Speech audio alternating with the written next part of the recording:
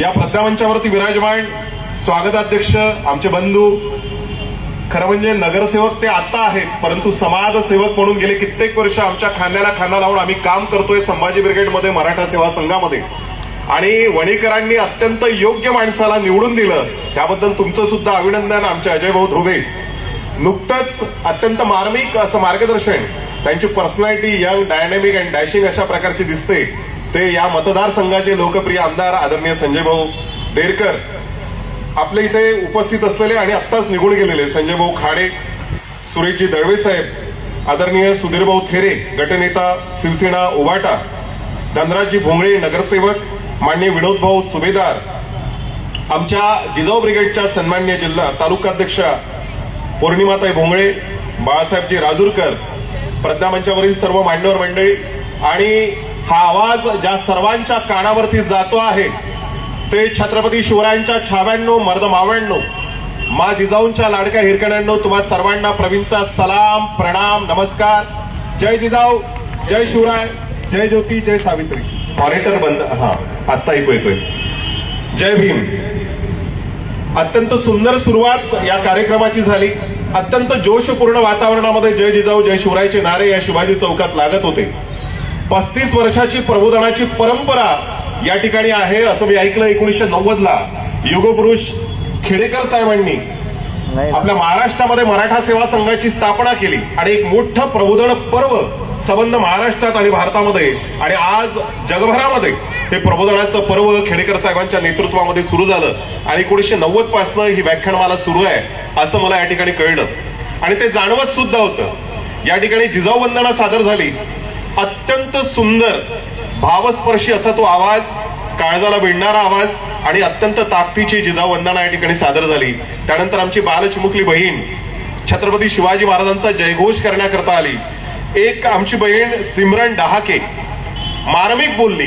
वर्तमान परिप्रेक्षामध्ये छत्रपती शिवाजी महाराजांच्या विचारांचा आदर्श काय घेतला पाहिजे हे सांगण्याचा प्रयत्न सिमरन यांनी या ठिकाणी केला. त्यानंतर आमचे बंधू मराठा सेवा संघाचे माजी तालुकाध्यक्ष मंगेश भाऊ आमचे मित्र आहेत, पण मंगेश भाऊ जे बोलत होते की जमीन ओस पडल्यानंतर जसं तण वाढायला लागतं त्याच प्रकारे प्रबोधन झालं नाही तर माणसाच्या मनमस्तिष्कावरती सुद्धा मोठ्या प्रमाणात जंग चढायला लागतो. हा जंग घालवण्याकरता वैचारिक प्रबोधन गरजेचं असतं. अत्यंत मार्मिक. आणि त्यातल्या त्यात आज संबंध महाराष्ट्रात आणि भारतात ज्या बहुजन महापुरुषांनी एक अत्यंत दिशादर्शक काम केलं, त्या बहुजन महापुरुषांच्या विचारांवरती किडे पडलेले आहेत आणि त्या किड्यांवरती वैचारिक फवारणी केल्याशिवाय ही किडे जाणार नाही असं सुद्धा मार्मिक टिप्पणी मंगेश भाऊनी केली. ती सुद्धा मार्मिक होती.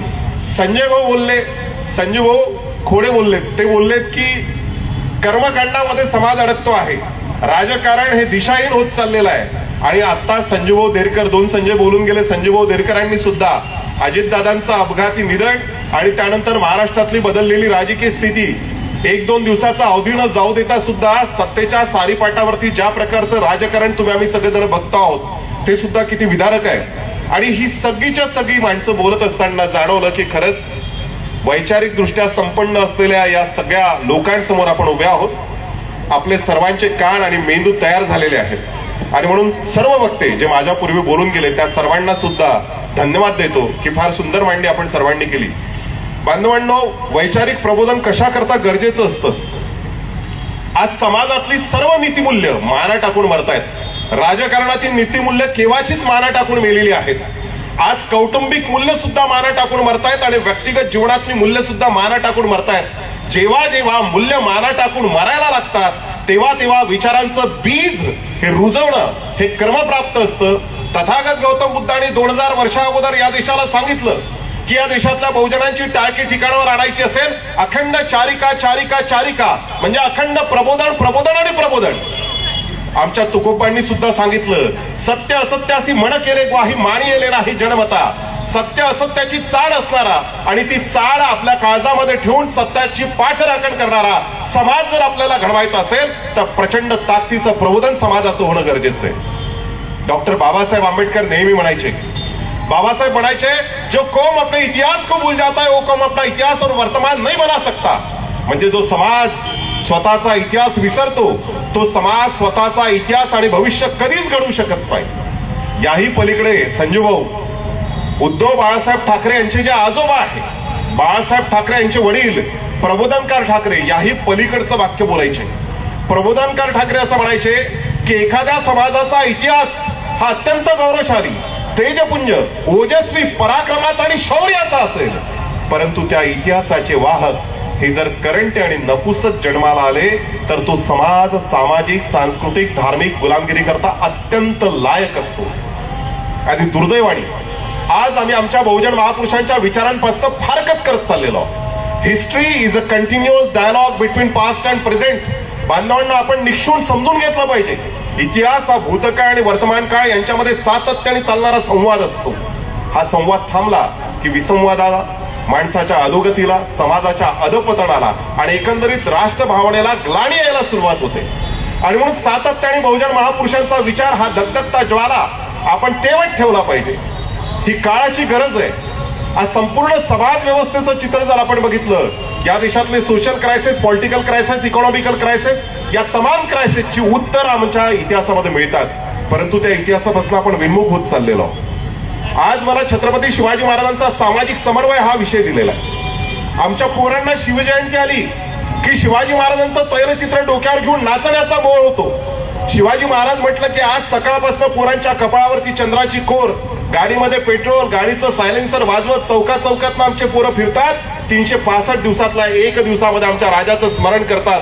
प्रतिकांपाशी समाज अडकलेला आहे. समाज कुठे अडकलेला आहे? केवळ प्रतिकांपाशी, प्रतिमांपाशी. समाजाचा विकास केव्हा होतो? समाजाचा उद्धार केव्हा होतो? जो समाज व्यक्तीपेक्षा व्यक्तित्वाची, नीट ऐकून घ्या, जो समाज व्यक्तीपेक्षा व्यक्तित्वाची, माणसापेक्षा माणुसकीची आणि चित्रापेक्षा चरित्राची आणि प्रतिमेपेक्षा प्रतिमेची पूजा करतो, त्याच समाजाचं पोट कल्याण होत असतं. दुर्दैवाने आम्ही आज व्यक्ती केंद्रित होत चाललेलो आहोत. आम्ही उपभोग केंद्रित होत चाललेलो आहोत. आम्ही वस्तू केंद्रित होत चाललेलो आहोत. आम्ही प्रतिमाप्रिय होत चाललेलो आहोत. आम्हाला अस्मितेचं राजकारण आवडायला लागलेलं आहे. अस्तित्वाचे प्रश्न कितीही रसातळाला गेले तरी चालतील. संजूभाऊ बोलले सोयाबीनचे भाव कुठे आहेत, तुरीचे भाव कुठे आहेत, कापसाचे भाव कुठे आहेत, काही देणं गेलं नाही. पण हर्षवर्धन सपकाळ साहेब महाराष्ट्रात बोलले, चुकीचं बोलले. त्यांनी आता दिलगिरी व्यक्त केली. आमच्या राजासोबत विश्ववंदनीय राजा आहे. या राजाच्या बरोबरीची तुलना कुणाचीच होऊ शकत नाही. परंतु ज्या प्रकारचं वातावरण महाराष्ट्रामध्ये निर्माण करण्याचा प्रयत्न झाला, हे इतकं दुर्दैवी आहे. आमच्या राजाच्या नावाने दंगली पेटवण्याचं काम पुण्यामध्ये, लातूरमध्ये परवा झालं.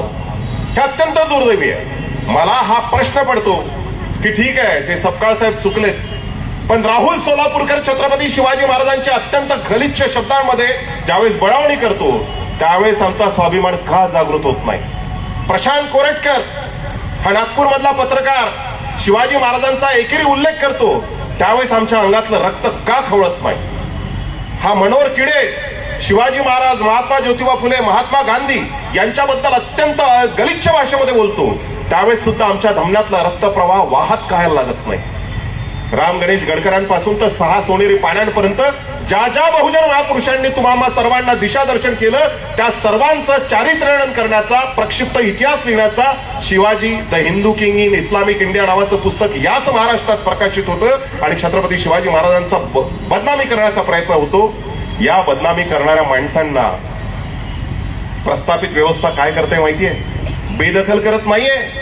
व्यवस्थेतनं प्रशांत कोरटकरला हाकलल्या गेलं नाही. श्रीपाद छिंदमला उपमहापौर पद दिलं गेलं. ज्या छत्रपती शिवाजी महाराजांचा अपमान केला त्या श्रीपाद छिंदमनी. राहुल सोलापूरकरने आमच्या शिवाजी महाराजांचा अपमान केला. हा राहुल सोलापूरकर म्हणतोय आग्र्याच्या मिठाईच्या पेटाऱ्यातनं मग शिवाजी महाराज लाच देऊन बाहेर पडले. आमच्या शिवाजी महाराजांच्या पराक्रमाला झाकोळण्याचं काम करणाऱ्या माणसाला त्या जिल्ह्याच्या साहित्य संस्कृती मंडळावरती घेण्याचं काम केलं जातं. एका राष्ट्रीय पक्षाचा राष्ट्रीय प्रवक्ता शिवाजी महाराजांनी 5 वेळा मर्सी पिटिशन लिहिले औरंगजेब बादशाला. अशा प्रकारचं अत्यंत घाणेरडं वक्तव्य करतो दिल्लीमध्ये बसून, तरी आमचं रक्त खवळत नाही. तर विचार पडतो. दुर्दैव साहेब बांधवांनो, या देशाचा इतिहास मावळ्यांनी घडवला आणि लिहिला तो डोमकावळ्यांनी, आणि आजही तेच डोमकावळे या बहुजन महापुरुषांचं चारित्र्यवर्णन करण्याचा प्रयत्न करतो. पण तेव्हा ज्याप्रमाणे परवा या महाराष्ट्रामध्ये, ज्या प्रकारे पुण्यामध्ये, लातूरमध्ये, पश्चिम महाराष्ट्रामध्ये मोठे निषेधाचे मोर्चे निघाले, जेव्हा महापुरुषांचं चारित्र्यवर्णन करण्याचं काम होतं, त्यांच्यावरती टीका करण्याचं, अभद्र वक्तव्य करण्याचं काम होत असेल तेव्हा आम्ही बाहेर पडलं पाहिजे. असो, हा अत्यंत घाणेरडा विषय, परंतु आम्ही कोणाला काही भेट नाही. मैं वाणी का राजदूत हूं, सत्य पर मर मिटने वाला हूं, डाकू को डाकू कहने की हिम्मत रखने वाला हूं. अरे उसका तो मर जाना ही अच्छा है. त्याचं तर मरणच खरं म्हणजे शक्य आहे की जो आमच्या महापुरुषांची बदनामी करत असताना जर रस्त्यावर येत नसेल. छत्रपती शिवाजी महाराजांच्या जीवनचरित्राचे अनेक पैलू आहेत साहेब, परंतु आमच्या पोरांना शिवाजी महाराज म्हटलं की अफजल खानाचा कोथळा, शाहिस्तेखानाची बोटं कापली, सुरतेवरती स्वारी केली, पन्हाळगडाचा वेढा फोडला, हे एवढंच माहिती आहे. पण शिवाजी महाराजांच्या आयुष्यात लढाया या 10 आणि 15%. शिवाजी महाराजांचं आयुष्य हे समाजकारण म्हणून या ठिकाणी फार सुंदर बोललं गेलं. आजूभाऊ बोलत होते, आजूभाऊनी म्हटलं ग्लोबलायझेशन पासून तर ग्लोबल वॉर्मिंग पर्यंत. फार सुंदर शब्द होता, ग्लोबलायझेशन पासून तर ग्लोबल वॉर्मिंग पर्यंत आणि डिझास्टर मॅनेजमेंट पासून तर एक्सपोर्ट इम्पोर्ट पर्यंत माझ्या राजाकडे अत्यंत मोठं ज्ञान होतं. अत्यंत प्रजाहितदक्ष, काळाच्या पलीकडे बघणारा द्रष्टा राजा होता. द्रष्टेपण कशाला म्हणतात? ज्या माणसाला काळाच्या पलीकडे बघता येतं त्याला द्रष्टेपण म्हणतात. माझ्या राजाकडे द्रष्टेपण होतं. आज माझा छत्रपती शिवाजी महाराज जिवंत असता तर जगातल्या टॉपच्या IT कंपन्या शिवाजी महाराजांकडे असत्या.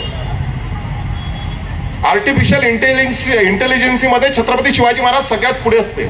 शिवाजी महाराजांच्या अनेक धोरणाच्या संदर्भात पुढच्या काळामध्ये मी तुम्हा सर्वांच्या सोबत बोलणार आहे. या ठिकाणी मोठ्या प्रमाणामध्ये महिला आहे. आमच्या बहिणीने त्या महिलांचा उल्लेख केला की शिवाजी महाराजांचं स्त्रियांविषयक धोरण कसं होतं, शिवाजी महाराजांचं शेतीविषयक धोरण कसं होतं, शिवाजी महाराजांचं धर्म सहिष्णू धोरण कसं होतं, शिवाजी महाराजांचं 18 पगड जातीतल्या मावळ्यांना सोबत घेणारं धोरण कसं होतं, छत्रपती शिवाजी महाराज एक उत्कृष्ट आर्किटेक्चर कसे होते, शिवाजी महाराज एक उत्कृष्ट इंजिनियर कसे होते, शिवाजी महाराज मॅनेजमेंट गुरु कसे होते. या अनुषंगाने सुद्धा पोरांनी विचार करणं हे आज काळाची गरज आहे, अत्यंत मोठी गरज आहे. या ठिकाणी मोठ्या प्रमाणात मायमावल्या बसलेल्या आहेत. कसं होतं माझ्या राजाचं स्त्रियांविषयक धोरण? 396वी जयंती साजरी करत असताना जगातली सर्वात आदर्श शासन प्रणाली म्हणजे लोकशाही आहे. सर्वात आदर्श शासन प्रणाली. लोकशाहीपेक्षा अत्यंत चांगली आदर्श प्रणाली अजून आपण शोधून काढलेली नाहीये. And the biggest democracy of the world is our India. जगातली सर्वात मोठी लोकशाही कोणाकडे? भारताकडे. मग जगातली सर्वात आदर्श शासन प्रणाली स्वीकारल्यानंतर 396 वर्षानंतर एका राजाचं स्मरण आम्ही का करावं? काय कारण असावी?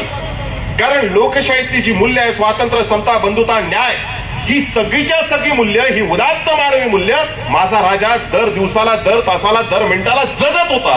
आणि म्हणून लोकशाहीमध्ये सुद्धा मला माझ्या राजाचं स्मरण होतं. ते का होत असावं? शिवाजी महाराजांचं स्त्रियांविषयक धोरण कसं होतं? म्हणजे पराकोटीच्या पराक्रमाला साहेब 1676 मध्ये छत्रपती शिवाजी महाराज दक्षिण दिग्विजयाला कर्नाटकामध्ये आणि कर्नाटकामधनं परत येत आहेत. कर्नाटकातनं परत येत असताना तामिळनाडू कर्नाटकाचा प्रांत जिंकून परत येत असताना बेलवाडी नावाचा किल्ला आहे आणि हा बेलवाडीचा किल्ला राणी मल्लम्मा आहे त्या ठिकाणी. ही राणी मल्लम्मा किल्ला लढवते. सखुजी गायकवाड नावाचा छत्रपती शिवाजी महाराजांचा सरदार. शिवाजी महाराज म्हणतायत सखुजी जावं तुम्ही आणि तो बेलवाडीचा किल्ला जिंकून यावं. सखुजी गायकवाड म्हणतायत आम्ही आदिलशाहीला नमवलं, आम्ही निजामशाहीला नमवलं, आम्ही कुतुबशाहीला नमवलं. हा किल्ला काय? आता जातो सूर्योदयाला आणि सूर्यास्ताला हा किल्ला घेऊन येतो. ती सावित्रीबाई देसाई, जिला कर्नाटकामध्ये मल्लम्मा म्हणतात, तिचा नवरा पहिल्याच दिवशी पडला म्हणजे मृत्युमुखी पडला. आणि मृत्युमुखी पडल्यानंतर 26 दिवस अत्यंत नेटाने परकीय शत्रूची स्त्री एक किल्ला लढवते. बेलवाडीचा किल्ला लढवते. 26 दिवस लढवते. अत्यंत निकराने लढवते. हा किल्ला 26 दिवस लढवल्यानंतर तिच्या पाठची सगळी रसद संपते. त्या किल्ल्यावरचा सगळा दारुगोळा संपतो आणि त्यानंतर ती राणी मल्लम्मा शरण येते. कुणाला? सखुजी गायकवाडाला. माझा राजा का स्मरण होतो आम्ही समजून घेतलं पाहिजे. ही शरण येते सावित्रीबाई देसाई उर्फ मल्लम्मा राणी. ही सखुजी गायकवाडाला शरण येते. सखुजी गायकवाड अत्यंत बेदरकार, एक बाई असून 26 दिवस मला झुलवलं तू, 26 दिवस मला तू जेरीस आणलं. आणि म्हणून तिच्यावरती पाशवी अत्याचार करण्याचं काम सखुजी गायकवाड करतो. शिवाजी महाराजांच्या छावणीमध्ये ही वार्ता जाते. शिवाजी महाराजांच्या छावणीमध्ये वार्ता गेल्यानंतर सखुजी गायकवाडाला समोर बोलावलं जातं आणि फरमान निघतं, या सखुजी गायकवाडाची वतनदारी काढून टाका. केवळ वतनदारी काढून थांबले नाहीत तर सखुजी गायकवाडाचे दोन्ही डोळे सुद्धा काढून टाकले. साहेब कॅबिनेट मिनिस्टर होता सखुजी गायकवाड. पण आज बुधभूषण शरण सिंग पासून तर रेवण्णापर्यंत अनेक लोक असे सत्तेमध्ये बसलेले आहेत की ज्यांच्यावरती अनेक स्त्रियांवरती अनन्वित अत्याचार करण्याचे आरोप आहेत. पण त्यांचा राजीनामा मागण्याची ताकद आजच्या राजसत्तेमध्ये नाहीये आणि म्हणून मला माझ्या छत्रपती शिवाजी महाराजांचं स्मरण 396 वर्षानंतर होतं. सखुजी गायकवाड कॅबिनेट मिनिस्टर आहेत, दोन्ही डोळे काढून घेतले आणि त्यानंतर राणी मल्लम्माला बोलवलं. महाराजांनी माफी मागितली, बहीण म्हणून माफी मागितली आणि चोळी बांगडी दिली. त्या राणी मल्लम्माला छोटंसं बाळ होतं, बाळ. आजही तुम्ही बेलवाडीला कर्नाटकामध्ये जर गेला तर आवर्जून जा. आम्ही कुठं गेलो पाहिजे माहितीये का? आम्ही आमचे आधुनिक तीर्थस्थळ सुद्धा ओळखले पाहिजे. अलीकडे इतका मोठा फुगवटा निर्माण झालेला आहे, म्हणजे पत्रीवाले बाबा, बेलपत्रीवाले बाबा आणि पर्चीवाले बाबा, हे दोन बाबा महाराष्ट्रात एवढे प्रसिद्ध झाले. साहेब, काय गरज आहे व महाराष्ट्रात या महाराजांची? कोणाचा महाराष्ट्र आहे? कुठल्याही राज्यामध्ये, राष्ट्रामध्ये क्रांती अशीच होत नसते. ती क्रांती पहिले सांस्कृतिक क्रांती निर्माण होते, सामाजिक क्रांती निर्माण होते आणि त्या सामाजिक सांस्कृतिक क्रांतीतनं मग राज्य क्रांती जन्माला घेत असते. या महाराष्ट्रामध्ये इसवी सनाच्या 13व्या शतकामध्ये वारकरी संप्रदायाची स्थापना झाली, भक्ती संप्रदायाची स्थापना झाली, वैष्णव संप्रदायाची स्थापना झाली. ज्या वारकरी संप्रदायाने आम्हाला सांगितलं होतं, विष्णुमय जग वैष्णवांचा धर्म, भेदा भेदावा मंगळ. आम्हाला या माणसांमधले भेद मान्य नाही हे सांगणारे सगळे संत, ज्ञानेश्वर माऊली वयाच्या 16व्या वर्षी भावार्थ दीपिका, अमृताणव, चांगदेव 65 आणि पसायदान, वैश्विक बंधुत्व, वैश्विक कल्याण, वैश्विक कुटुंबत्वाची संकल्पना मांडणाऱ्या या संतांचा जन्मदाता माझा महाराष्ट्र राहिला. या महाराष्ट्रामध्ये नामदेवांनी इसवी सनाच्या 13व्या शतकामध्ये सांगितलं, नाचू कीर्तनाचे रंगीत, ज्ञान दीप लावू जगी. या देशातल्या वस्ती वाड्या, तांड्या पाड्यामध्ये जोपर्यंत ज्ञानाचे दीप प्रज्वलित होणार नाही, तोपर्यंत या देशातल्या बहुजनांचं, गरिबांचं, शेतकऱ्यांचं खोट कल्याण होणार नाही. नामदेवांनी ओळखलं 13व्या शतकामध्ये. संत नामदेवांपासून, चोखा मेळापासून, सावता माळ्यापासून, विसोबा खेचरापासून किती नावं घ्यावी. प्रत्येक जातीत एक ताकदीचा संत निर्माण झाला, प्रत्येक जातीत. अगदी संताजी धनाजी जगणारे महाराज, जगद्गुरु तुकाराम महाराज असतील, कानोपात्रा असतील, बहिणाबाई शिवरकर असतील, एवढ्या ताकदीचे संत, वंदनीय राष्ट्रसंत तुकडोजी महाराज, गाडगे महाराज, हे सगळे संत सोडून दिले आम्ही, सगळे संत. शिवाजी महाराजांचा लढा सुद्धा उत्तर भारताच्या विरोधामध्ये होता, आम्ही समजून घेतलं पाहिजे. आजही हा महाराष्ट्र, आजही हा दख्खनचा मुलूक, आजही हा दक्षिण भारत, आजही उत्तर भारताच्या विरोधामध्ये लढतोय. 75 वर्ष झाली आहेत, पण आजही आमचा लढा चालू आहे. 1960 महाराष्ट्र हा निर्माण झाला, पण अद्याप या महाराष्ट्राच्या वाट्याला राजसत्ता दिल्लीतली नाही आली. साहेब, यशवंतराव चव्हाणांना पंतप्रधान नाही बनवू दिलं, शरद पवारांना पंतप्रधान उत्तर भारतातलेच नेते होणार, उत्तर भारतातले. आणि तेच संत आज महाराष्ट्रावरती येत आहेत, आम्हाला सांगतायत. माझ्या राजाचं स्मरण का होतं मी तुम्हाला सांगत होतो की बेलवाडीची सावित्रीबाई देसाई उर्फ राणी मल्लम्मा, छोटंसं बाळ आहे साहेब, तिला छोटंसं बाळ, आणि त्या बाळाला घेऊन ती पोरगी, ती बाई आलेली आहे, तिला बहीण म्हणतात, माफी मागतात, चोळी बांगडी देतात आणि त्या राणी मल्लम्माला म्हणतात, ताई तुझं बाळ मला माझ्या मांडीत दे. किती गोंडस असं ते बाळ आहे. पराकोटीच्या पराक्रमाला, पराकोटीचा पराक्रम, 50 वर्षाचं आयुष्य आहे माझ्या छत्रपती शिवाजी महाराज, 50 वर्ष. तिथून 9 वर्ष छत्रपती संभाजी महाराज 32 वर्ष जगले, परंतु एकही लढाई हरले नाही. राजाराम महाराज, तारा राणी, आज आमच्या महिलांनी तारा राणी समजून घेणं गरजेचं आहे. हा औरंगजेब बादशाह दिल्ली पातशाह आहे. तुम्हाला माहिती आहे, जगात 3 जगज्जेते झाले, अलेक्झांडर, सिकंदर आणि औरंगजेब बादशाह. ही जी जगज्जेते मंडळी झालेली आहे, या जगज्जेत्यांना सुद्धा नामोहरण करण्याचं काम या महाराष्ट्राच्या मातीमध्ये, खुलताबादला समाधी आहे औरंगजेब बादशाहची, कोणी खोदली? शिवाजी महाराजांची सून आहे तारा राणी.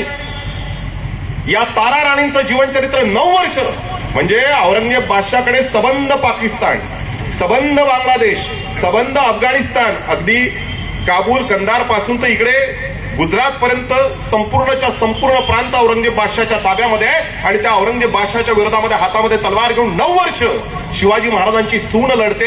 हातात तलवार घेऊन लढलीच नाही तर औरंगजेब बादशाहची कबर या मातीमध्ये खोदली.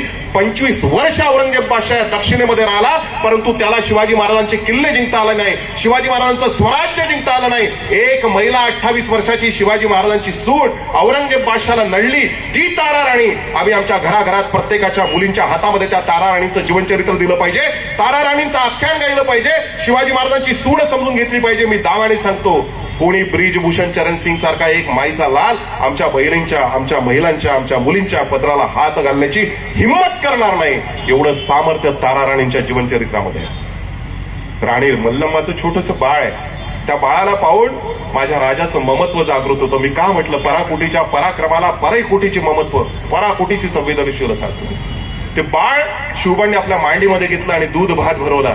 आजही तुम्ही बेलवाडीला गेला तर छत्रपती शिवाजी महाराजांचं मंदिर राणी मल्लमाने बांधून घेतलं की एवढा मोठा राजा, ज्याने आदिलशाही, निजामशाही, कुतुबशाही, बरीचशाही, मुघल, पोर्तुगीज, फ्रेंच, डच, इंग्रज या तमाम पातशाहींना हरवलं, तो राजा माझ्या लहानशा बाळाला मांडीवरती घेतोय, दूध भात भरवतोय.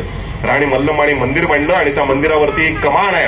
त्या कमानीवरती आजही तुम्हाला छत्रपती शिवाजी महाराजांचं सर्वांग सुंदर शिल्प दिसतं. आम्हाला शिवाजी म्हणजे हातात तलवार घेतलेले, पाठीवरती ढाल असलेले, अश्वावरती आरूढ असलेले एवढेच माहिती आहे. पण राणी मल्लमाने जे शिल्प कोरलेलं आहे त्या शिल्पामध्ये माझा राजा बसलेला आहे मांडी घालून, आणि त्याच्या मांडीमध्ये छोटंसं बाळ आहे आणि त्याला माझा राजा दूध भात भरवतोय. असा माझा राजा होता. काय ताकदीचं स्त्रियांविषयक धोरण होतं. म्हणजे 16 वर्षाचं वय शिवाजी महाराजांचं. 1646ची घटना आहे. 1642 मध्ये छत्रपती शिवाजी महाराज बंगळुरूवरनं महाराष्ट्रामध्ये आले. पुणे, सुपे, चाकण, इंदापूर या परगण्याची जहागिरी दिलेली होती. ही जहागिरी आदिलशहाची घेऊन आणि एक राजमुद्रा प्रतिपचंद्र लेखे व वरदिष्णू विष्णुवंदिता शाह शिव शिवशेषा मुद्रा भद्राय राजते प्रतिपदेच्या चंद्रकोरेप्रमाणे शिवबा तुझे हे राज्य वाढत जाणारा आणि लोककल्याणाकरता झटणार असावं, अशा प्रकारचं आश्वासन शहाजीराजांनी घेतलं. भगवी पताका दिली, राजमुद्रा दिली, जिजाऊ साहेबांना सोबत दिलं, मुंडवर मावळे दिले. पुण्याला आलेत शिवाजी महाराज. पुण्याला आल्यावर महाराजांनी पहिल्यांदा काय केलं माहिती? हातात तलवार घेतली. 12 वर्षाचं वय आहे शुभांचं. आजही तुम्ही पुण्याला गेल्यानंतर सर्वात पहिल्यांदा काय पाहायला पाहिजे? आमचे लोक पुण्यात गेले की सगळ्यात पहिल्यांदा दगडूशेठ गणपतीचं दर्शन घेतात. काहीच दुमत नाहीये, आद्य गणनायक आहे तो, दर्शन घ्या. पण आजचे आधुनिक तीर्थस्थळ कोणचे आहेत? पुण्याला गेलं तर आम्ही महात्मा ज्योतिबा फुले, सावित्रीबाई फुलेंच्या त्या समता भूमीमध्ये जातो का? ज्या सावित्रीबाईंनी, महात्मा ज्योतिबा फुलेंनी तुम्हा सर्वांना विद्येविना मती गेली, मतीविना नीती गेली हे सांगितलं. हंटर कमिशन समोर मागणी केलेली होती, सर्वात पहिल्यांदा मोफत आणि सक्तीचं शिक्षण असलं पाहिजे. ज्या माणसाने छत्रपती शिवाजी महाराजांच्या समाधीचा शोध घेतला, ज्या माणसाने गो ब्राह्मण प्रतिपालक ही बिरुदावली काढून टाकली आणि कुळवारी भूषण बहुजन प्रतिपालक हा रयतेचा राजा होता हे निक्षुण महाराष्ट्राला सांगितलं, त्या महात्मा ज्योतिबा फुले, सावित्रीबाई फुलेंच्या भूमीमध्ये भिडे वाड्याकडे आमची पावलं वळतात का? समता भूमीकडे आमची पावलं वळतात का? त्या दगडूशेठ गणपतीच्या अगदी थोडं पुढे आलात समोर तर तिथे लाल महाल आहे साहेब, लाल महाल. आणि त्या लाल महालात जर तुम्ही गेलात ना तर तिथे तुम्हाला काय दिसतं माहितीये? त्या लाल महालामध्ये बाल शिवबा आहेत, 12 वर्षाचे शिवबा, आणि शिवबांच्या पाठीमागे जिजाऊ मासाहेब उभी आहे. आणि जिजाऊ मासाहेबांनी शिवरायांच्या हातामध्ये काय दिलेली आहे? नांगर, सोन्याचा फाळ असलेला नांगर दिलाय. नांगर पहिल्यांदा जमीन नांगरली. झांबरे पाटलाकडनं 600 एकर जमीन शिवाजी महाराजांनी विकत घेतली, पुण्याची जमीन. पुणे शहर कोणी वसवलंय? पुणे हे शहर माझ्या जिजाऊ साहेबांनी वसवलं, माझ्या छत्रपती शिवाजी महाराजांनी वसवलं. त्या पुण्याला सांस्कृतिक महत्व कोणी प्राप्त करून दिलं? तर लहुजी वस्ताद साळवेंनी प्राप्त करून दिलं, महात्मा ज्योतिबा फुलेंनी प्राप्त करून दिलं, सावित्रीबाईंनी प्राप्त करून दिलं, मुक्ता साळवेंनी प्राप्त करून दिलं. पुण्याची हे ओळख आम्ही सांगायला पाहिजे.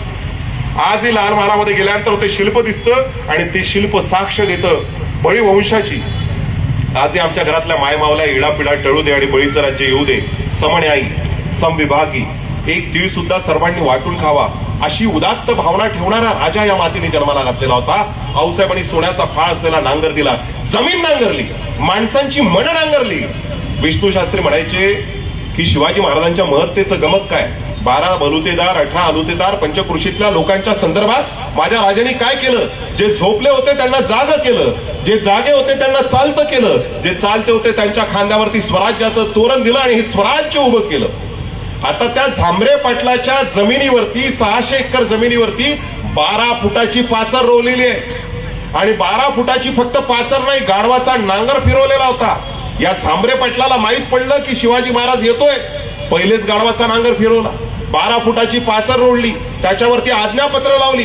ती आज्ञापत्र अशी आहे की ही भूताटकी जमीन आहे. ही जमीन कशी आहे? भूताटकी. आणि जो कोणी ही जमीन नांगरेल तो निर्वंश झाल्याशिवाय राहणार नाही, म्हणजे त्याच्या घरामध्ये मुलं बाळ पैदा होणार नाही. माझा राजा अंधश्रद्धेला मांडणारा राजा नव्हता. गंडे, धागे, दोरे, बुवा, बापू, दीदी, अम्मा, टम्मा, पत्रीवाले, बेलपत्रीवाले आणि पर्चीवाले बाबा, या बाबांच्या पाठीमागे लागणारा माझा राजा नव्हता. माझ्या राजाने 12 फुटाची पाचर उखडून फेकली आणि या धर्मव्यवस्थेच्या अंधश्रद्धेला आडवं करण्याचं काम सर्वात पहिल्यांदा 12 वर्षाच्या शिवबांनी केलं. विचारवासा तुकोबांचा साहेब, जगद्गुरु तुकाराम महाराज, ते काही बागेश्वर धामला जात नव्हते शिवाजी महाराज, लोहगावला जात होते. कुठे जात होते?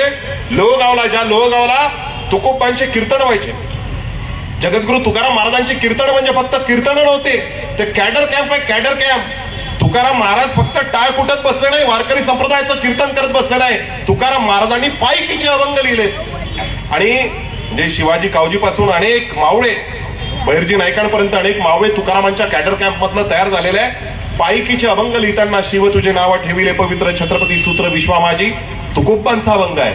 ऐसे जयाचे पायिक बळीया तो नाईक त्रैलोक्याचा, निष्ठावंत कार्यकर्ते ज्याच्या पाठीमागे असते तो त्रैलोक्याचा नायक होण्याचं सामर्थ्य त्याच्यामध्ये निर्माण होतं. असे एक एक पाईक तुकोबांनी घडवले आणि म्हणून तुकोबांचा विचार वारसा आहे. 12 फुटाची पाचर उघडून पेवली. कारण तुकाराम महाराजांनी सांगितलं, तुकोबा म्हणायचे, वेताळे फेताळे जळ त्यांचे तोंड काळे, अरे सांगू जाणती शकून भूत भविष्य वर्तमान याचा आम्हाशी कंटाळा. तुकाराम महाराज म्हणतायत, जे काही भूत भविष्य वेताळ फेताळ सांगतात ना, या सगळ्या गोष्टी थोतांड आहेत. या गोष्टीचा आम्हाला कंटाळा आलाय, तुकाराम महाराज सांगतायत. आणि शिवाजी महाराज अमावस्येच्या दिवशी लढायला जात आहेत. विज्ञाननिष्ठ भूमिका, सायंटिफिक टेम्परामेंट होतं माझ्या राजाकडे 400 वर्षांपूर्वी. आज या देशातलं सायंटिफिक टेम्परामेंट पुरं मातीत गेलंय. राफेलचं विमान आणायला या देशातला संरक्षण मंत्री जातो आणि त्या विमानाला सुद्धा लिंबू मिरच्या बांधतो. किती मोठं दुर्दैव आहे. अरे छत्रपती शिवाजी महाराजांचा पुरंदरचा तह काय काय सांगावं साहेब तुम्हाला. पुरंदरच्या तहामध्ये 23 किल्ले गेले मिर्झा राजा जयसिंगाला. सगळंच सगळं स्वराज्य गेलेलं होतं. माझा राजा खचून बसला नाही, एखाद्या बुवा बाबूच्या पाठीमागं लागला नाही. काय स्वराज्य पुन्हा कसं निर्माण करता येईल माझ्या राजाला माहित होतं. अरे घर मेरा जल गया बचा ही क्या है, घर मेरा जल गया, पुरं स्वराज्य गेलं. 16व्या वर्षापासून उभं केलेलं स्वराज्य गेलं. घर मेरा जल गया बचा ही क्या है, अरे बचा हूं मैं तो फिर जला ही क्या है, बचा हूं मैं तो फिर जला ही क्या है. अरे अपने कोशिश का नतीजा है मुकद्दर अपना, वरना इन हाथों की चंद लकीरों में रखाई क्या है. माझा राजा कुणाला हात दाखवायला गेला नाही, पूर्ण फिनिक्स पक्षाप्रमाणे राखेतनं उभा झाला. क्रांतीच्या वाटा ह्या नेहमी स्मशानभूमीतून जात असतात मित्रांनो. अत्यंत प्रतिकूल परिस्थिती या देशातली आहे, पण त्या प्रतिकूल परिस्थितीला पाहून घाबरायचंय का? अजिबात नाही. निडरपणे पुढे आलं पाहिजे. क्रांतीच्या वाटा या नेहमी स्मशानभूमीतून जात असतात. तिथल्या चितांना पाहून घाबरायचा नसतो, तिथून उचलायचा असतो एक चितेतला अंगार, जो ठरेल भावी क्रांतीचा शृंगार. माझ्या राजाने अशाच प्रकारची क्रांती केली आणि म्हणून अंधश्रद्धा नाकारली. 16 वर्षाचं वय आहे, मी तुम्हाला सांगत होतो. 12व्या वर्षी पाचर उचलून फेकली. 16 वर्षाचं वय आहे. तानाजी आहे, येसाजी आहे, बाजीप्रभू आहे, प्रतापराव आहे, नरसप्रभू आहे, ही सगळीच्या सगळी मावळे. या सर्व मावळ्यांना सोबत घेऊन छत्रपती शिवाजी महाराज स्वराज्याचं स्वप्न बघतायत. आणि एक दिवस काय झालं माहितीये, आमच्या मायमावल्यांना सांगतो. 16 वर्षाचं वय, 1646ची घटना. माझा राजा स्त्रियांचा सन्मान करणारा कसा होता, तर 16 वर्षाचं वय, लाल महालामधनं जिजाऊ मासाहेबा माझघरातनं दिवाणखान्यामध्ये आल्या आणि शिवबांना म्हणताय, अरे शिवबा, मराठ्यांच्या तलवारींना जंग चढलाय की मराठ्यांनी आपल्या तलवारी मॅन करून ठेवलेल्या आहे. आऊसाहेब असं चिडण्याकरता झालंय तरी काय, आजवर आम्ही आपणास एवढं रागावलेलं कधीच बघितलेलं नाही. स्वतःला राजा म्हणून घेता. अरे स्वतःला राजा म्हणून घेत असताना तुमच्या डोळ्यात देखत तुमच्या स्वराज्यामध्ये एखाद्या स्त्रीची अब्रू जर लुटला जात असेल आणि तिच्या अब्रूचं संरक्षण करण्याकरता तुमची तलवार कामी पडत नसेल, खबरदार, इथून पुढे स्वतःला राजा म्हणून घ्यायचं नाही. आऊसाहेब अत्यंत रागाणी, अत्यंत आवेशपूर्ण, उद्विग्नतेने शिवबांना म्हणतायत, राजा म्हणून घ्यायचं नाही. आऊसाहेब सांगा तरी आमच्याच्याने काय चुकलंय. मागे 16 वर्षात आपणास एवढं रागावलेलं आम्ही कधीच बघितलेलं नाही. तुम्हाला ठाऊक आहे, अरे त्या रांजाच्या बाबा पाटील गुजराने, पुण्यामधल्या जिल्ह्यामध्ये रांजा नावाचं गाव आहे, तिथला बाबा पाटील गुजर एका अत्यंत तरुण मुलीचा उपभोग घेतलेला आहे. आणि त्या तरुणीने, म्हणजे ते गावात आदिलशहाचा पाटील होता, तो त्याचा दरारा होता. कोणी गावातला साक्ष द्यायला तयार नव्हता. परंतु त्या तरुण मुलीने संध्याकाळी, तिच्यावरती पाशवी अत्याचार झाल्यानंतर संध्याकाळी आत्महत्या केली. आत्महत्येची सगळी शोककळा पसरलेली असताना ती बातमी महासाहेबांच्या कानावरती पडली आणि म्हणून महासाहेब शिवबांना रागावले. तर शिवबा म्हणतायत, आऊसाहेब फरमान सोडा, काय केलं पाहिजे. आऊसाहेब म्हणतायत, तो जसा असेल, जिथे असेल, तिथून त्याला तसाच उचलून आणा. शिवबा निघतात आपल्या मावळ्यांना सोबत घेऊन आणि राजाच्या बाबा पाटील गुजराला लाल महालामध्ये घेऊन येतात आणि आऊसाहेबांना म्हणतायत, आऊसाहेब सांगा काय केलं पाहिजे. आऊसाहेब म्हणतायत, त्याचा आत्ताच्या आत्ता चौरंग करा. आज काय होतंय साहेब, बिल्किस बानो, आमची मुस्लिम महिला, मुस्लिम भगिनी, तिच्यावरती 16 लोकांनी बलात्कार केले. त्या 16 जणाला सुप्रीम कोर्टाने शिक्षा दिली. आणि अमृत महोत्सवी वर्ष निमित्त भारत का अमृतकाल चल रहा है। बेटी बचाओ बेटी पढ़ाओ का नारा दिल्ली के लाल मीनार से लगता है और वहीं से त्या 16 जणांना बाइज्जत बली केलं गेलं का? तर त्यांची वागणूक अत्यंत चांगली आहे, ते सुसंस्कारित आहेत। आणि ते वागणूक चांगली असती, सुसंस्कारित असती तर बिल्किस बानो जी गर्भवती होती तिच्यावरती एवढा पाशवी बलात्कार केला असता का? तिच्या डोळ्यात देखत तिच्या कुटुंबातल्या लोकांना मारून टाकलं असतं का? अजिबात नाही। दुर्दैव याचं नाही की ते सोडल्या गेले, दुर्दैव याचं आहे की आमच्या समाजाचं अधःपतन किती झालेलं आहे की आमची मुस्लिम महिला आहे, त्या मुस्लिम महिलेवरती आमच्या मुस्लिम बहिणीवरती अत्याचार केला आणि ते सुटलेत। मागच्या 26 जानेवारीला सुटले, गावागावामध्ये त्यांच्या गळ्यामध्ये माला टाकल्या गेल्या, हार टाकल्या गेले। आमच्या समाजाचं अधःपतन किती होत आहे याच्यापेक्षा आणखीन किती खाली स्तराला जावं? आणि म्हणून मला माझ्या राजाचं स्मरण होतं, आऊसाहेबांनी सांगितलं याचा चौरंग करा। एवढी जरब बसली साहेब की तिथून पुढच्या पूर्ण कालखंडामध्ये तारा राणे थोरले शाहू महाराजांपर्यंत म्हणजे संभाजीराजांच्या पुत्रांपर्यंत या महाराष्ट्रात या दख्खनच्या मुलकामध्ये अगदी गोमंतकापासून तर कर्नाटक गोव्यापासून कर्नाटकापर्यंत एकाही स्त्रीच्या पदराला हात घालण्याची हिंमत कोणी माईचा लाल करत नव्हता। चौरंग करून टाकला आणि त्याला तसाच जिवंत ठेवला। सखुजी गायकवाडाला तसाच जिवंत ठेवला। बरं, चौरंग केल्यानंतर आऊसाहेबांनी काय म्हणावं? आऊसाहेब म्हणतायत, शोभा बाळ तुम्ही बाळ असताना लहानपणी आम्ही तुम्हाला रामायण महाभारताच्या कथा सांगितल्या। रामायण सांगताना मी तुम्हाला काय सांगायचं की तो रावण लंकापती रावण, सोन्याची लंका आहे त्याची, परंतु एका स्त्रीच्या वाटी गेला तो, तिचा उपमर्द करण्याचं काम त्यांनी केलं म्हणून एवढं मोठं रामायण घडलं आणि संपूर्णच्या संपूर्ण लंका त्याला गमवावी लागली। इतकंच नव्हे तर शिवबा आम्ही तुम्हाला महाभारतातल्या कथा सांगितल्या। हे महाभारत कशामुळे घडलं तर भर मयसभेमध्ये कौरवांनी त्या द्रौपदीचं चिरहरण केलं होतं, वस्त्रहरण केलेलं होतं आणि म्हणून कौरवांना सुद्धा एवढं मोठं आपलं साम्राज्य गमवावं लागलं। पांडवांचा विजय झाला आणि म्हणून स्त्रियांचा सन्मान आपल्या दरबारामध्ये झाला पाहिजे। आऊसाहेब म्हणताय, शिवबा लक्षात ठेवा, कुठल्याही जाती धर्म वंश संप्रदायातली का असेना, परंतु या अखिल हिंदुस्थानातील प्रत्येक स्त्री ही मराठ्यांच्या देवाऱ्यातील देवता होय आणि या देवतांची विटंबना आम्ही खपून घेणार नाही। आऊसाहेबांनी सांगितलं की आम्ही जिवंत आहे तोपर्यंत कुठल्या स्त्रीची विटंबना खपून घेणार नाही। हे सांगणारी आऊसाहेब होती, हे संस्कार करणारी आऊसाहेब होती आणि त्या संस्कारानुसार जगणारा माझा राजा होता। माझ्या राजाचं सगळ्यात मोठं ऍसेट माहितीये काय? ऍसेट सगळ्यात मोठं शस्त्र माझ्या राजाचं काय? जगात जेवढे राजे झालेत, बरं मध्ययुगीन भारताचा काळ तर इतका घाणेरडा काळ आहे, एवढा भयंकर काळ आहे की जुलूम करणे, अत्याचार करणे, स्त्रियांना उचलून नेणे, स्त्रियांना भोगणे हे रोजचं होतं, रोजचं।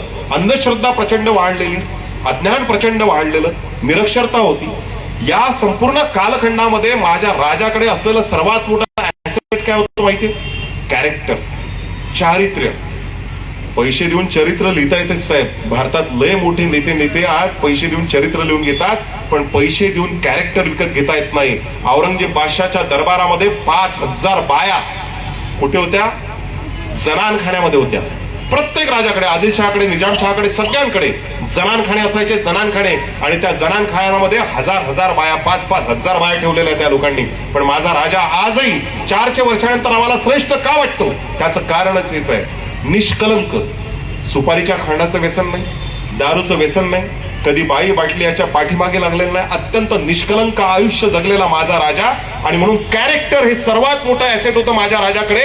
आणि म्हणून हा राजा ज्यावेळेस कर्नाटकाला गेला ना, हेनरी ऑक्झिंडन, कास्मो द खार्डा, हर्बर्ट डियागर हे परदेशी, हर्बर्ट डियागर म्हणजे कास्मो द खार्डा तुम्हाला माहिती असेल नसेल, परंतु शिवाजी महाराजांचं पहिलं जीवनचरित्र लिहिण्याचं काम एका पोर्तुगीज प्रवाशाने केलेलं आहे। त्याचं नाव होतं कास्मो द खार्डा।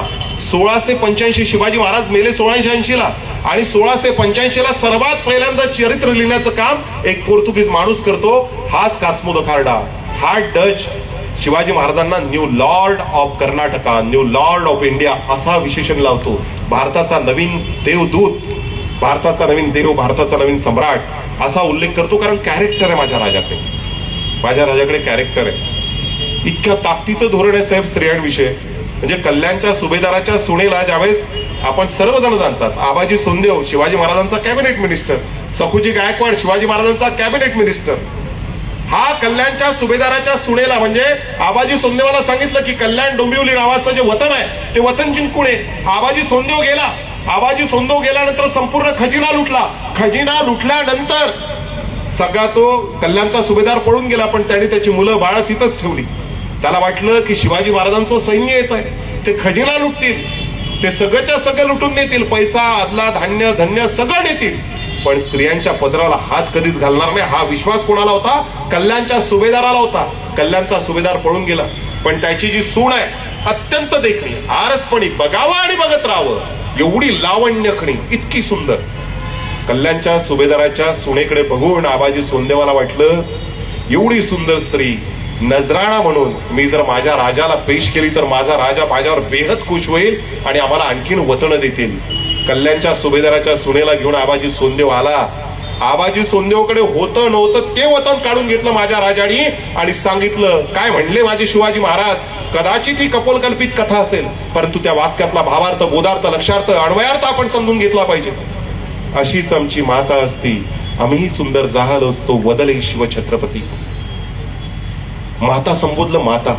आमची ती लहान बहीण बोलत होती ना, आजकालचे राज्यकर्ते काही इमारत उभारली की प्रत्येक ठिकाणी आपलं नाव देण्याचं काम चालू आहे. स्टेडियम पासून तर रस्त्यापर्यंत आणि एखाद्या विमानतळापासून तर सार्वजनिक शौचालयापर्यंत या नेत्यांची नावं लिहिणं चालू आहे. माझ्या राजानी साहेब 350 किल्ले हो, आणि माझ्या राजाच्या गळ्यामध्ये कशाची माळ? कवड्याची माळ आहे, कवड्याची. आता 23 तारखेला गाडगे महाराजांची जयंती आहे. गाडगे महाराजांच्या कानामध्ये कवडी आहे, छत्रपती शिवाजी महाराजांच्या गळ्यामध्ये, छत्रपती संभाजी महाराजांच्या, छत्रपती राजाराम महाराजांच्या गळ्यामध्ये कवड्याची माळ आहे. कवडी हे कशाचं प्रतीक आहे? उपभोग शून्य स्वामित्वाचं. या चराचर सृष्टीमध्ये मी जी संपत्ती निर्माण करतोय, या संपत्तीचा मी मालक नाही आहे, या संपत्तीचा मी विश्वस्त आहे. आणि ही संपत्ती रयतेकरता, जनतेकरता, समाजाकरता, शेतकऱ्यांकरता, कष्टकऱ्यांकरता मला खर्च करायची आहे. हा आशावाद या माणसांकडे होता आणि म्हणून कवड्याची माळ ते घालायचे. आणि म्हणून 350 दरकोट किल्ले बुरुज महाराजांचे आजही आहेत शाबूत. एकाही किल्ल्याला शिवाजी महाराजांनी आपल्या पोराचं, संभाजीचं, राजारामाचं, ताराराणीचं, येसुराणीचं, थोरल्या शाहू महाराजांचं, जिजाऊ महासाहेबांचं, शरीफजींचं, शहाजींचं, मालोजीराजांचं कुणाचंच नाव नाही दिलं. दिलं का नाव? अजिबात नाही. कुठल्याच वस्तूला स्वतःचं नाव दिलं नाही, कारण माझा राजा उपभोग शून्य स्वामी होता. पण माझा राजा स्त्रियांचा सन्मान कसा करायचा माहितीये तुम्हाला? मध्ययुगीन भारतामध्ये पहिलं स्मारक उभं होतं या देशातलं, पहिलं स्मारक, आणि त्या स्मारकाला नाव दिलं जातं हिरकणी बुरुज.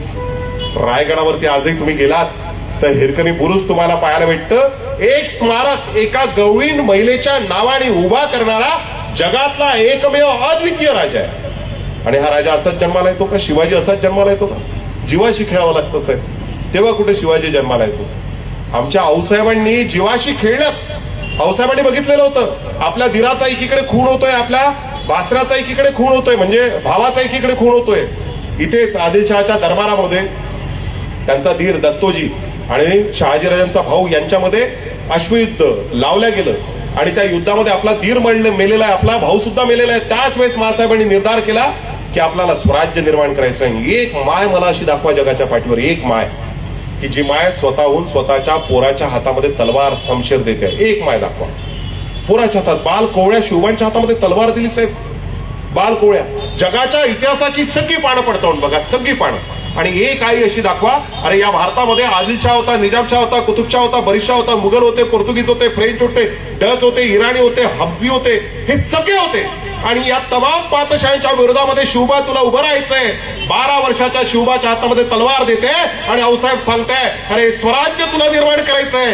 स्वराज्य म्हणजे काय? तर या देशातल्या शेतकऱ्यांचं, कष्टकऱ्यांचं, मजुरांचं, हमालांचं, गुलामांचं, शोषितांचं, पीडितांचं, उपेक्षकांचं, आबाल वृद्ध स्त्रियांचं, शेतकऱ्यांना अभय देणारं हे राज्य निर्माण करायचंय.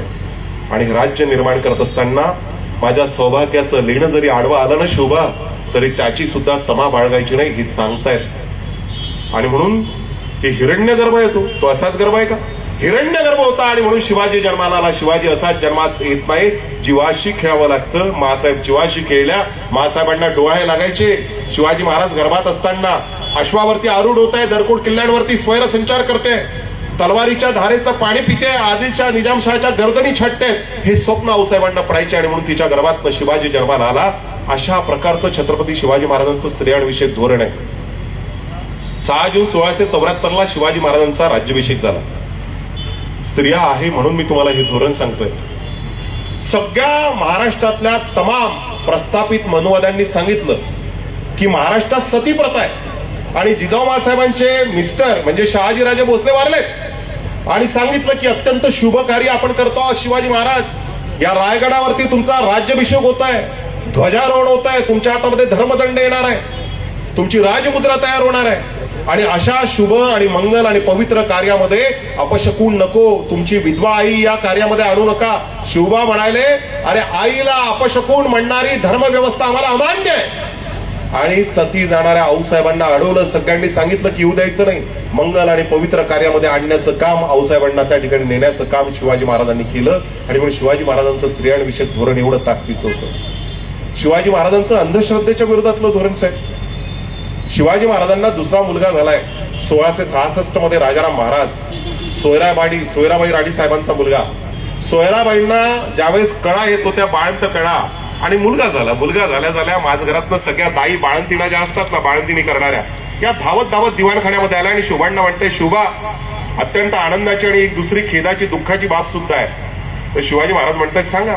शिवाजी महाराजांना त्या बाळंतीणा त्या सुईना सांगतायत की तुमच्या घरामध्ये दुसरं सुद्धा पुत्ररत्न प्राप्त झालं, आनंदाची बाब आहे. पण एक अपशकून घडला. तुमचा मुलगा पालथा जन्माला आला. पालथा आजही आपल्या गाव खेड्यामध्ये पायवरा पोरगा, पालथा पोरगा जन्माला आला आम्ही अपशकून समजतो. माझ्या राजाने 350 वर्षा अगोदर काय सांगावं, सगळ्या सभामधल्या त्या दरबारामधल्या सगळ्या पंडितांना, त्या दायिनींना सांगितलं, अरे माझा लहान मुलगा हा पालथा जन्माला आलाय.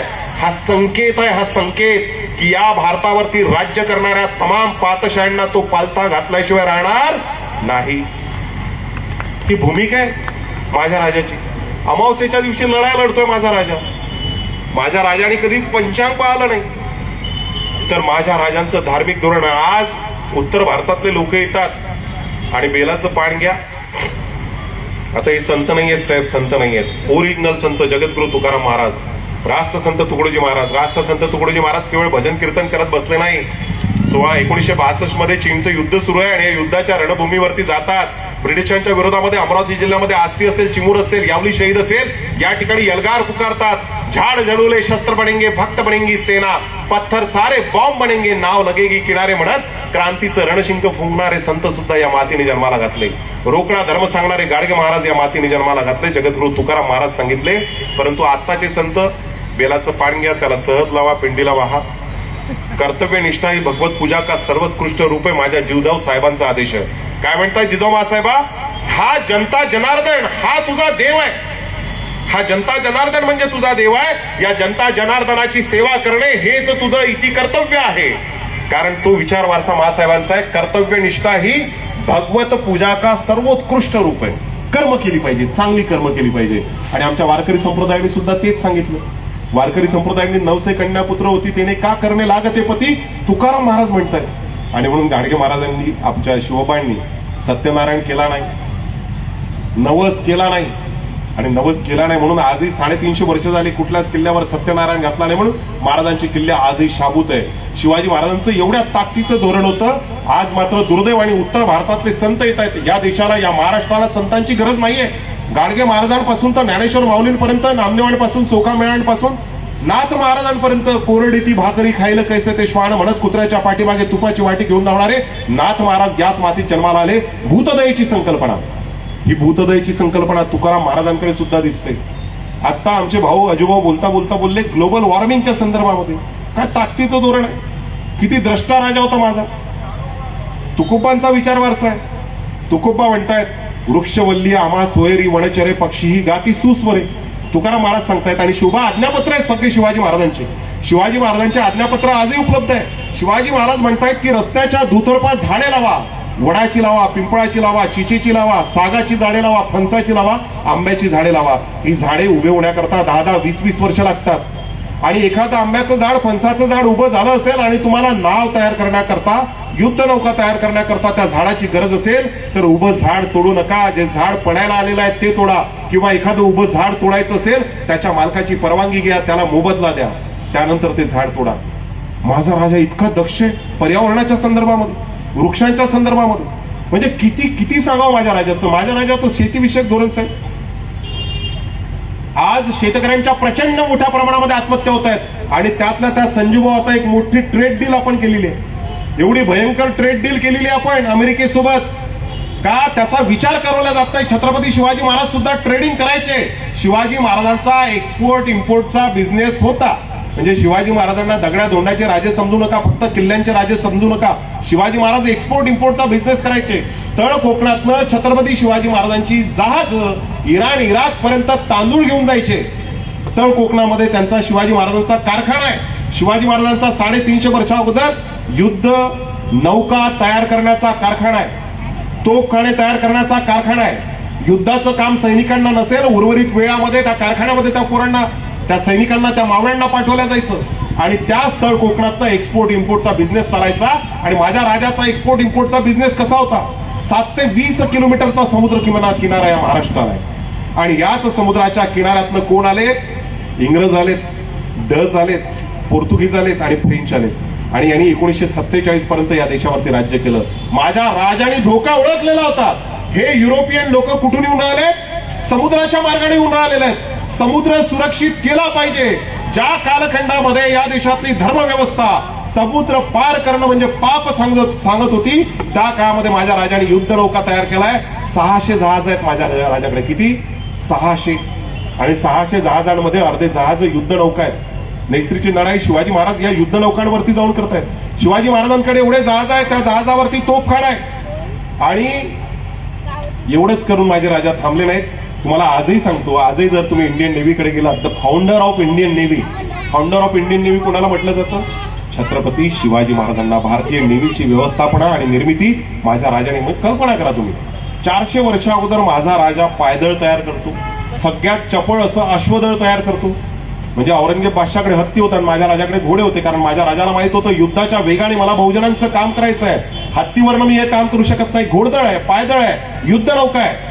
म्हणजे Shivaji Maharaj founder of Indian navy आहे. शिवाजी महाराज ही फाउंडर ऑफ इंडियन आर्मी आहे. माझा राजा 50 वर्ष जगला साहेब.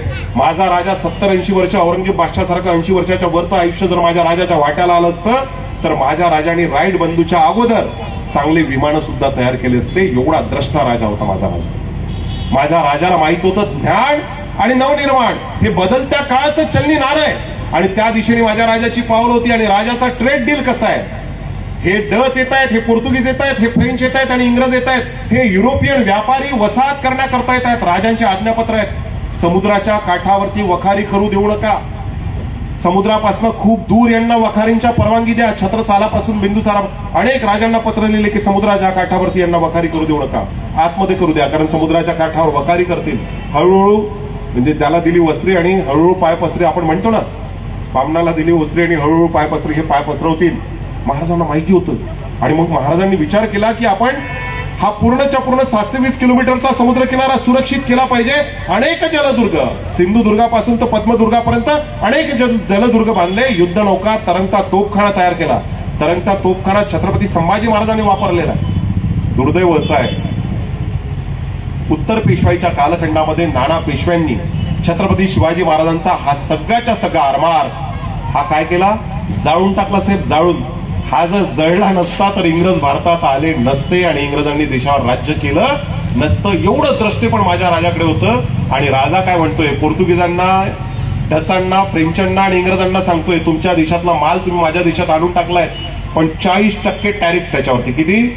40% टॅरिफ. मला टॅक्स किती द्यावा लागेल? 40%. विदेशातला माल भारतात आला नाही पाहिजे म्हणून त्यांच्यावरती एवढा मोठा टॅरिफ होता साहेब. आणि आज अशा प्रकारचा ट्रेड डील या देशाने करून टाकला की अमेरिकेतला सगळ्याच्या सगळा माल बेबोबाटपणे आता आमच्या उरावरती येऊन पडणार. या देशातल्या शेतकऱ्यांची राख रांगोळी होणार. आणि आम्हाला जर अमेरिकेत काही नेऊन विकायचं असेल तर अमेरिकेचा किती आहे टॅक्स आमच्यावरती? टॅरिफ किती आहे? 18%. 18% टॅक्स आम्हाला अमेरिकेला द्यावा लागेल. पण अमेरिकेला जर मका आमच्या देशात आणायचा असेल, अमेरिकेला सोयाबीनचं तेल आमच्या देशात आणायचं असेल, अमेरिकेला कापूस आणायचा असेल, कापसाच्या गठाणी आणायच्या असेल तर आता त्यांना 1 रुपया टॅक्स नाही. म्हणून कास्तकार बांधवांनो, काल कुणीतरी मस्ती केली म्हणे, काल कुणीतरी अमेरिकेत जाऊन मस्ती केली म्हणे आणि माणसाने माणुसकी जरा सस्ती केली म्हणे. काल कोणीतरी अमेरिकेत जाऊन मस्ती केली म्हणे, अरे माणसाने माणुसकी जरा सस्ती केली म्हणे. सावध व्हा रे गवा ज्वारीच्या दाण्यांनो, सावध व्हा रे गवा ज्वारीच्या दाण्यांनो. कारण आता बुजगावण्यानंच पाखरासोबत दोस्ती केली म्हणे, कारण आता बुजगावण्यानंच पाखरासोबत दोस्ती केली म्हणे. ही अवस्था आहे देशात. अरे माझा देश, माझा देशातला हा राजा शेतकऱ्यांच्या संदर्भात किती दक्ष आहे. पहिल्यांदा सोन्याचा फाळ असलेला नांगर चालवतो, 12 बलुत्यातल्या सगळ्या कास्तकारांना जमा करतो, त्यांच्या ताटातली चटणी भाकर खातो, एक एक मावळा जोडतो आणि तमाम शेतकऱ्यांना बैल जोडी आऊत फाटा बियाणं मोफत देतो. मोफत धरणं बांधली.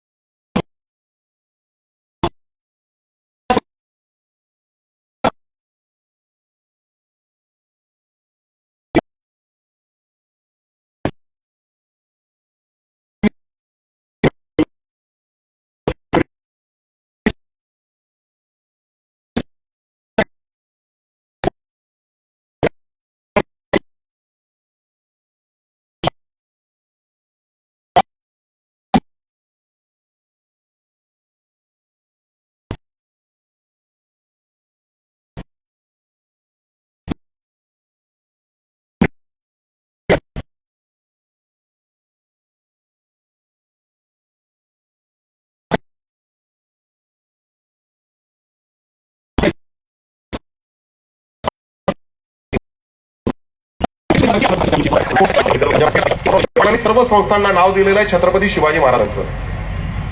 कर्मवीर भाऊराव पाटलांचा संकल्प होता, माझ्या दाढीवर आणि माझ्या डोक्यावर जेवढे केस आहे तेवढे बहुजनांची पोरं मला जिवंतपणे शिकून मोकळे करायचे, मोठे करायचे आणि त्याकरता मला गावागावामध्ये शाळा उभ्या करायच्या. कर्मवीर भाऊराव पाटलांनी शाळा उभ्या केल्या, गावागावात फिरायचे कर्मवीर भाऊराव. आणि भाऊराव एक दिवस असेच एका गावामध्ये आले, त्या गावामधल्या मारवाड्याकडे गेले आणि त्या मारवाड्याला म्हणतात की तुमच्या गावामध्ये बहुजनांकरता मला शाळा उघडायची आहे, तर काही देणगी हवी आहे मला. तर तो मारवाडी चांगला होता, सज्जन गृहस्थ होता. तो म्हणाला की ठीक आहे, तुम्हाला काय देणगी पाहिजे मी द्यायला तयार आहे, जमीन द्यायला तयार आहे आणि बिल्डिंग बांधण्याकरता पैसे द्यायला तयार आहे. माझी एक अट आहे. तो मारवाडी म्हणतो माझी एक अट आहे. कर्मवीर म्हणतात कुठली अट आहे तुमची, मान्य आहे मला. तर तो मारवाडी म्हणतोय की तुमच्या संस्थानाला दिलेलं छत्रपती शिवाजी महाराजांचं नाव तेवढं काढून टाका आणि माझ्या आईचं नाव द्या, माझ्या आईचं नाव द्या. ज्या समाजाचे पाठीचे कणे ताट असताना साहेब, मणक्याचा आजार झाला तरी चालेल माणसाला, पाठीच्या कण्याचा आजार झाला तरी चालेल, पण वाकण्याचा आजार होता कामा नये. कर्मवीर भाऊराव पाटलांच्या पाठीचा कणा ताट होता. ज्या समाजाच्या पाठीचे कणे ताट असतात त्या समाजाला भिकेचे डोहाळे कधीच लागत नाही. कर्मवीर भाऊराव पाटील त्या मारवाड्याला म्हणतायत साहेब राहू द्या तुमची देणगी, अरे प्रसंग पडलाच तर सख्या बापाचं नाव बदलेन, पण माझ्या संस्थेला दिलेलं छत्रपती शिवाजी महाराजांचं नाव आम्ही कदापि बदलणार नाही. हे इतके स्वाभिमानी माणसं या मातीने जन्माला घातलेले होते. आता ती माणसं दिसत नाहीत साहेब. एवढ्या ताकदीची धोरणं म्हणजे शेतकऱ्यांच्या संदर्भामध्ये काय काय सांगावं तुम्हाला. 1676 ज्यावेळी छत्रपती शिवाजी महाराज दक्षिण दिग्विजयाला आहे ना, राज्याभिषेक झाल्यानंतर शिवाजी महाराज तिकडे गेले, कर्नाटकाला गेले, बंगळुरूला गेले, तामिळनाडूपर्यंत गेले. आणि प्रसंग सांगण्याजोगे तामिळनाडू आणि कर्नाटकाच्या बॉर्डरवरती एका गावाला वलीकुंडपुरम नावाचं छोटंसं गाव आहे. त्या गावाला शिवाजी महाराजांची छावणी पडलेली होती. आणि माझा राजा मॅनेजमेंट कसं होतं, महाराजांचा राज्याभिषेक झालाय, दक्षिण दिग्विजयाला निघालेला आहे आणि लॉर्ड ऑफ दक्षिण, लॉर्ड ऑफ कर्नाटका असं संबोधलं जात आहे. फ्रेंच येत आहेत, मुघल येत आहेत आणि एक पातशाह शिवाजी महाराजांना शरण येत आहेत, आपली वतनं देऊन टाकतायत. पण फ्रेंच आलेले नव्हते. आणि कास्मोद खारडा नावाचा एक डच राजदूत त्या वलीकुंडपुरमला भेटायला आला शिवाजी महाराजांना. पावसाळ्याचे दिवस आहे. गंमत सांगतो, माझा राजा कसा होता. भारतातले सगळे, दक्षिण भारतातले सगळे राजे आपल्याला नजराणा घेऊन येत आहेत, वतनं देत आहेत, आपल्याला शरण येत आहेत, पण फ्रेंच आले नाहीत. फ्रेंच आलेच नाही. म्हणून शिवाजी महाराजांच्या कारकुनांनी फ्रेंचला पत्र पाठवलं, फ्रेंच सगळ्या राजदूतांना पत्र पाठवलं की सगळे आम्हाला येऊन भेटतात पण तुमचे नेते काय आम्हाला येऊन भेटत नाहीये. तर फ्रेंचांना वाटलं की राजा आपल्यावरती रागवेल आणि म्हणून फ्रेंचांनी ठरवलेले आपलं एक डेलिगेशन गेलं पाहिजे राजांना भेटायला. शिवाजी महाराजांचा शामियाना पडलेला वलीकुंडपुरमला, तामिळनाडू आणि कर्नाटकाच्या बॉर्डरवरती. ऑगस्ट महिना आहे, पाऊस सुरू आहे. डच आले सर्वात पहिल्यांदा. डचांकरता मोठा शामियाना उभारला. आणि हे फ्रेंच 1674 ते 1676 2 वर्षात फ्रेंच माणूस एकदाही भेटायला आला नाही, एकदाही भेटायला आला नाही. आणि म्हणून त्या फ्रेंचांना रात्रभर झाडाच्या खाली पावसात तसंच ओलं होऊ दिलं. हा हर्बर्ट डियागर यांनी इतकं सुंदर लिहून ठेवलेलं साहेब. हर्बर्ट डियागर म्हणतोय की महाराजांना मी भेटायला गेलो शामियानामध्ये.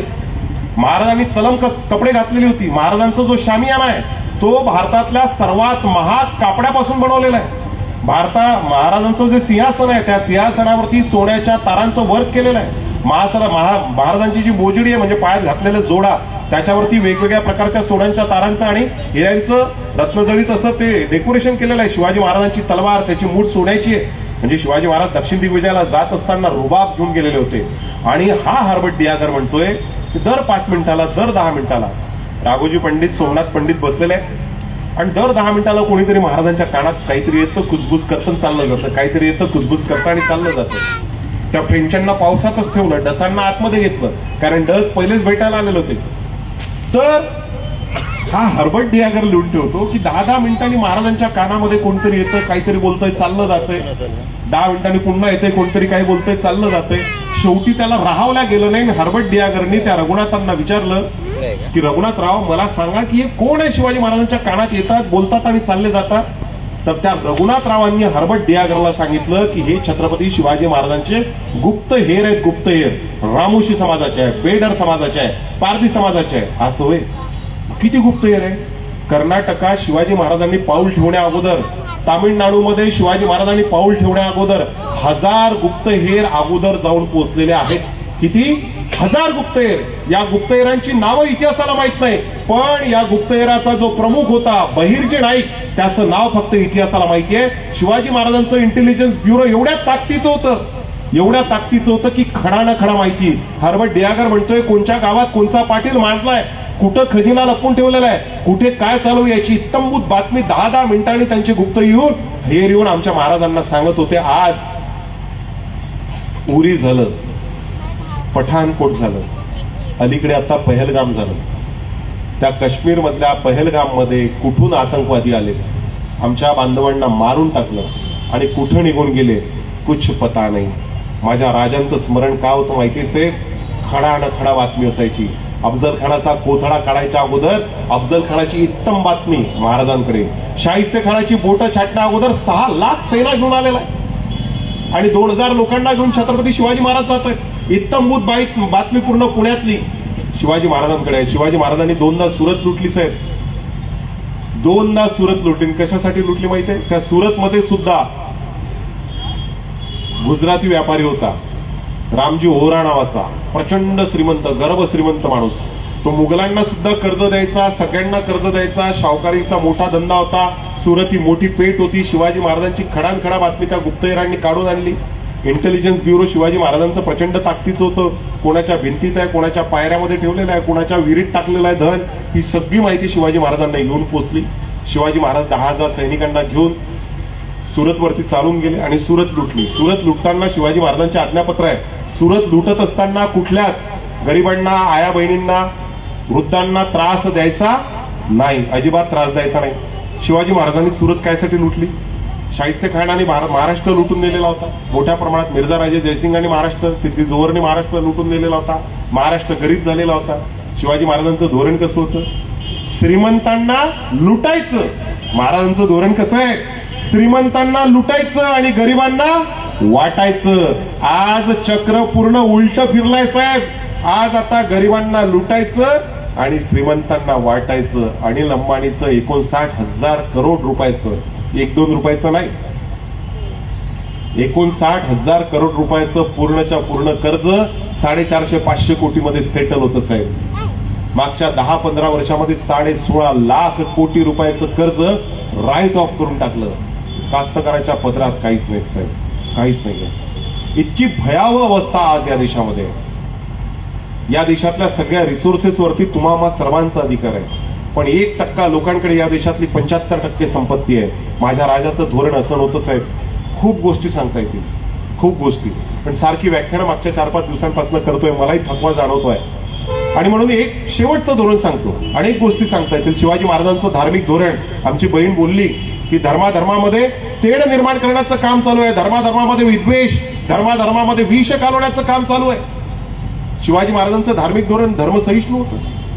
शिवाजी महाराजांचा धार्मिक समन्वय ताकदीचा होता. 18 पगड जातीतल्या लोकांना सोबत घेतलेला आहे. नायनाथ महाराजसारखा महार त्याला किल्लेदार बनवलाय. अनेक किल्ल्याचे कारखानी, सबनीस किल्लेदार, मातंग आहेत, सामार आहेत, ढोर आहेत, वडर आहेत, मांग आहेत. 18 पगड जातीच्या लोकांना सोबत घेतलं. जशी ज्याची क्वालिटी तसा त्याला पद दिलं. विचार वारसा तुकोबांचा होता. तुकोबांनी सांगितलं होतं, काय सांगितलं होतं? तुकोबा म्हणतायत, ब्राह्मण, क्षत्रिय, वैश्य, शूद्र, चांडाळ सकलांची अधिकार, बाळ नारी नर आणि करुणी वेशाही. शिवबा, तुला स्वराज्य निर्माण करायचं असेल तर सगळ्या जात समूहातल्या लोकांना तू सोबत घे. शिवबांनी सगळ्यांना सोबत घेतलं आणि एक मावळा, जीवाला जीव लावणारा, स्वतःचा जीव सदका करून टाकणारा, ओवाळून टाकणारा एक मावळा शिवरायांपाशी तयार झालेला होता. सगळ्या जातीतली लोक, म्हणजे ज्यांना पारधी म्हणून हिंदवलं गेलं, रामोशी म्हणून हिंदवलं गेलं, शेणवी म्हणून हिंदवलं गेलं, त्या जातीतल्या लोकांना सुद्धा शिवाजी महाराजांच्या अनेक अश्वांवरती हे कोण होते तर वेगवेगळ्या जातीचे आहेत, अनेक जातीचे, मुसलमान जातीचे सुद्धा आहे. शिवाजी महाराजांचं धार्मिक धोरण बघा.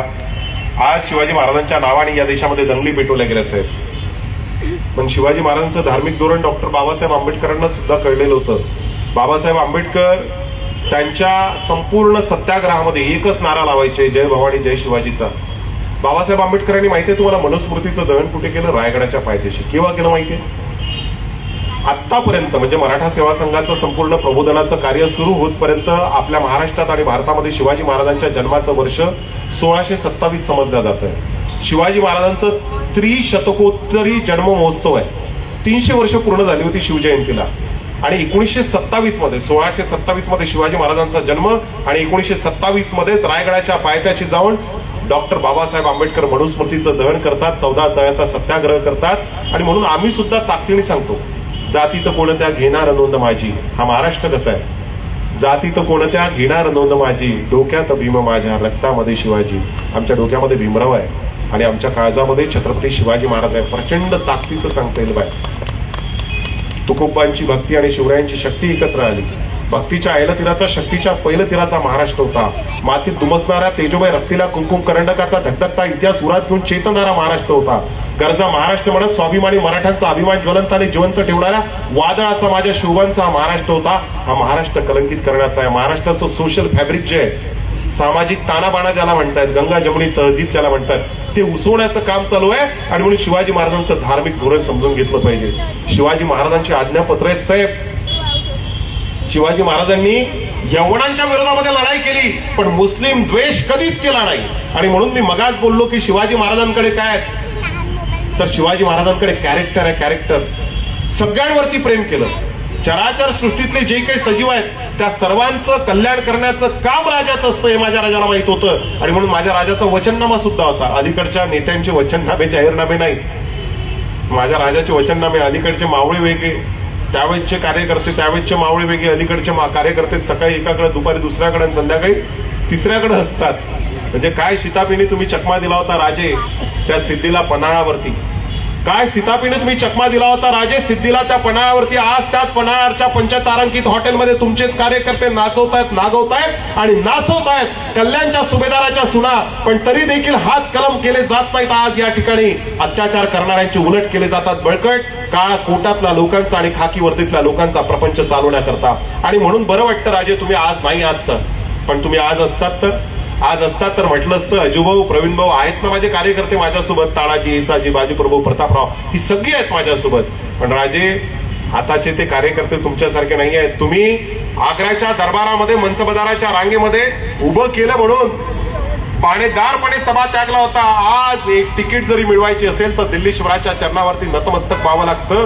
तुम्ही म्हणला असता मी नतमस्तक होणार नाही, अपक्ष निवडणूक लढवीन. आहेत ना माझे तानाजी, येसाजी, बाजीप्रभू माझ्या पाठीमागे. पण आताचे कार्यकर्ते तुमच्या कार्यकर्त्यांसारखे नाहीयेत साहेब. हे सकाळी जेवायला एकाकडे, दुपारी दुसऱ्याकडे, संध्याकाळच्या पंक्तीला तिसरीकडे असतात. आमच्या निष्ठा हरवत चाललेल्या शिवाजी महाराजांचं धार्मिक धोरण कसं होतं, अधिक वेळ घेणार नाही मी आता. शिवाजी महाराजांचं धार्मिक धोरण सांगत होतो मित्रांनो मी तुम्हाला.